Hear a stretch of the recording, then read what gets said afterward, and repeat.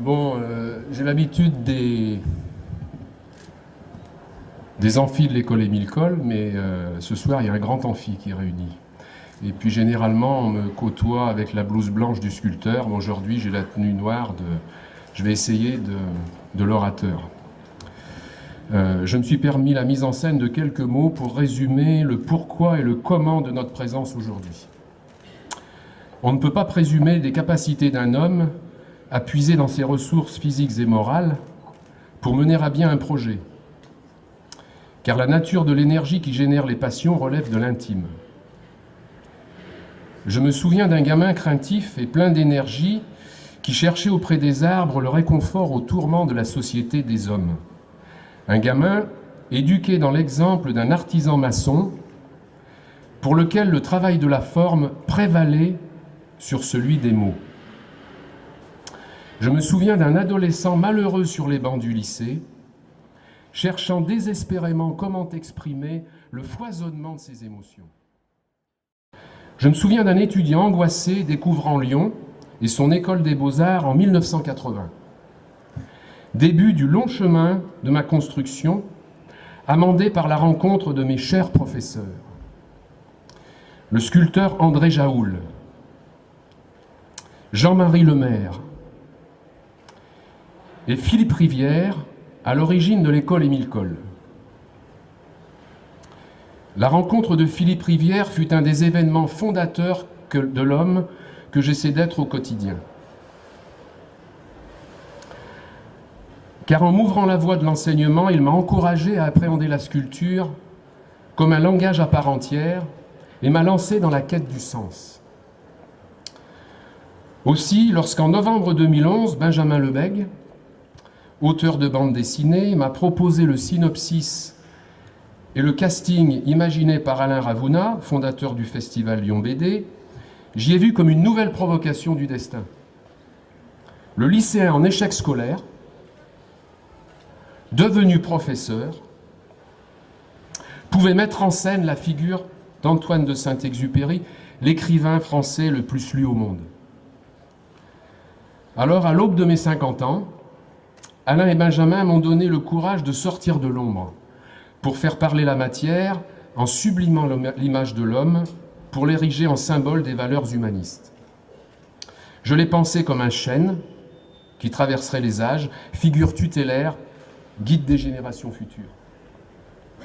Géant mis en scène dans une allégorie des énergies en action de notre territoire, pour un éloge de la transmission intergénérationnelle de la culture. Grâce à la clairvoyance de Patrick Moiria, nous avons planté cet arbre symbolique à la porte de notre région Auvergne-Rhône-Alpes et adressons ainsi, pour la postérité, un message d'espoir et de paix à l'intention des peuples du monde. Les formes d'expression plastique sont aujourd'hui des plus éclectiques et votre présence ce soir me conforte dans l'idée qu'entre une abstraction désincarnée et l'excitation numérique de l'image virtuelle, une figuration inscrite dans la filiation des siècles passés peut prendre place dans l'espace public. Une figuration dont la vérité esthétique est empreinte de la longue immersion dans l'observation du réel. Une figuration nourrie par l'expérience personnelle qui touche le cœur pour atteindre l'esprit. Si aujourd'hui je fais mienne la formule du maître de l'estampe japonaise Hokusai, après l'ambition du projet vient l'humilité devant la réalisation.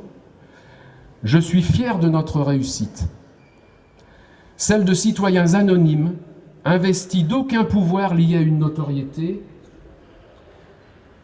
ou à l'appui de relations privilégiées. Je suis fier de notre exigence, je suis fier de notre persévérance.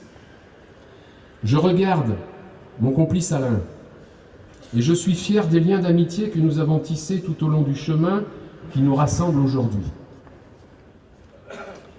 Mes pensées vont tout particulièrement à Françoise et Jean-Luc Van Den Bosch qui nous ont apporté soutien et réconfort. Je n'oublie pas qu'on est grand sur les épaules des autres et je tiens à remercier Bernard Ojog directeur d'Espace et Compagnie, qui a mis à notre disposition les infrastructures de son atelier pour réaliser la pièce modèle. Et je salue son équipe. Je veux rendre hommage aux formidables alchimistes qui ont si bien transformé le plâtre en bronze. Maurice Adobati, maître Adobati, comme dit si bien Paul Bocuse, et ses fils, Aurel, Basile, assistés de Christopher et du dévoué Thomas. Ils ont mon éternelle reconnaissance pour leur totale implication dans cette réalisation. Si l'aboutissement de cette aventure est le fruit du collectif, le projet doit sa réussite à l'introspection des acteurs par l'apport de leur personnalité. En cela, nous adressons nos vifs remerciements à la SNCF et tout particulièrement à Patrick Moiria, qui, par son indéfectible soutien, a assuré cette magnifique connexion de la sculpture à la Terre des Hommes. Nous adressons de chaleureux remerciements à celles et ceux qui ont cru à ce projet citoyen et nous ont aidés financièrement à le mener à bien, particuliers et chefs d'entreprise, grâce à la Fondation du Lucia. Merci au président Clavran et aux membres de la Fondation. Merci au président Vidal et aux élus de la CCEL pour la prise en charge de cet arbre symbolique. Nous souhaitons qu'elle soit de bon augure pour votre communauté de communes. C'est un peu le sommet de notre Everest que nous venons d'atteindre. L'expédition, excusez-moi, l'émotion monte, l'expédition a été longue et aujourd'hui nous sommes un peu KO. Nous avons puisé dans nos ressources physiques et morales. Il nous faut retourner à nos camps de base respectifs.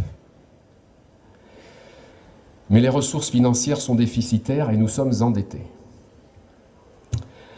C'est pourquoi je lance un ultime appel aux dons à l'intention de celles et ceux qui, rassurés par la concrétisation du projet, voudraient compléter la liste de nos chers mécènes. En conclusion à ces trop longues paroles, je m'adresse à Olivier Daguet. Merci pour votre confiance. Merci pour l'immense honneur que vous nous faites en nous accordant cette phrase modelée dans l'argile. Nous confions au soleil, à la pluie et au vent le soin d'en compléter l'écriture.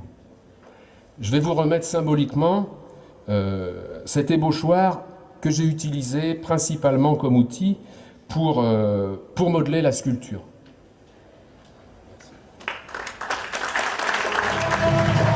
Je n'ai pas fini, s'il vous plaît. D'autres arbres sont à dessiner pour apaiser la folie des hommes. Ne laissons pas les jeunes lions à l'état sauvage. Avec Brilla Estanteso comme étendard, je vous dis à bientôt sur d'autres sommets.